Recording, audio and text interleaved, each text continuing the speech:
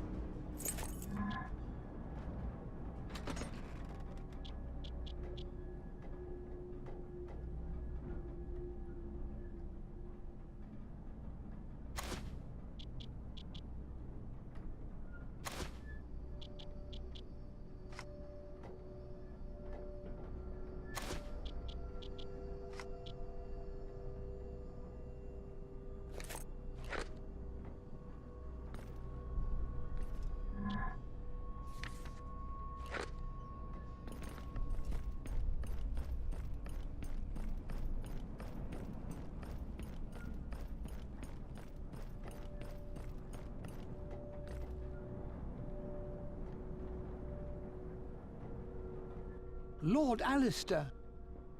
Harwin, what are you doing here? You should be at the meeting place next to the pottery. There you are, sirs. Ferris, blasted eunuch. What are you playing at? Calm down, my lord. It would be unwise to attract attention to ourselves. How did you know we were arriving at King's Landing? That doesn't matter. Time is of the essence. I took the liberty of bringing your maester here, but that is merely a temporary security. I am not the only one who is aware of your presence here, you see. Valor also knows and has sent people out to search for you. My little birds even told me that they spotted red cloaks here and there. Why is he still interested in us? As far as he knows, the child is dead. That's simple. I told him. Why would you do that? To serve your plans, my lord, of course. I needed a good excuse to lure him to a place where you could take your revenge. If possible, far from prying eyes. You see, Lord Eddard Stark will shortly make his confession before the entire populace of King's Landing in the square outside the Great Sept of Baelor. At that moment, the throne room will be deserted, guarded by a mere handful of soldiers outside. I spread a few rumors about you, implying that there was a young child and a meeting with the Queen. What do you hope to gain by tricking Valar, villainous spider? As Sir Sarwick can attest, his half-brother and I have always been at odds. I can promise you that the aid I offer is simply in service of the realm. Now listen closely. We have very little time left. First, you must acquire some Valyrian steel. Without it, you will have no chance of defeating Zavala. I heard terrible tales of what happened at River Spring and Castle Wood, and I have it on good authority that only this steel will rid us of a shadow. My lords, I am afraid I only know of one person within easy reach who has such a weapon in his possession. He is, I believe, an old acquaintance of yours, a knight by the name of Clement Buckler. Clement. And you expect him to just hand over this precious sword? There must be more than one way to take care of this sort of problem, my lord. Perhaps your friend will be understanding? You obviously have never met Clement. Either way, I fear you have little choice. Either acquire that steel, or prepare to die at the hand of your enemy. Very well. We'll go see Clement. Perhaps we can convince him to let us borrow his sword. You know very well how this will end, Alistair. Good old Clement. The last I heard, he had moved to this very place just after Robert was crowned. Very well. Let's have a quick look. Let's hope he still lives here.